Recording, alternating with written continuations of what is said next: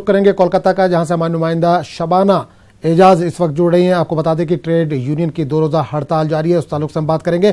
Shabana, trade union की 2 रोजा हड़ताल जारी है, किस तरह का माहौल देख पा रही हैं? क्या कोलकाता बंद नजर आ रहा है? देखिए, ये लेफ्ट ट्रेड यूनियन की हड़ताल है और आज पहला दिन है, क्योंकि लेफ्ट जो है वो लंबे अरसे तक बंगाल में हुकूमत करी है। तो ऐसे में उम्मीद की जा रही है कि इस बंगाल के मुख्तलिफ इलाकों में, खासकर कोलकाता समेत, बंद का जो है वो असर देखने को मिलेगा। हालांकि रियासती हुकूमत ने, तृणमूल कांग्रेस ने पूरी तरह तैयारी की है। आप देख सकते हैं, हम हाजरा मोड़ के पास खड़े हैं। जितनी भी बसें चल रही हैं, ज्यादातर बसें वो सरकारी हैं, इक्का दुक्का गैर सरकारी बसें नजर आ रही है, क्योंकि ये ट्रेड यूनियन की हड़ताल है। और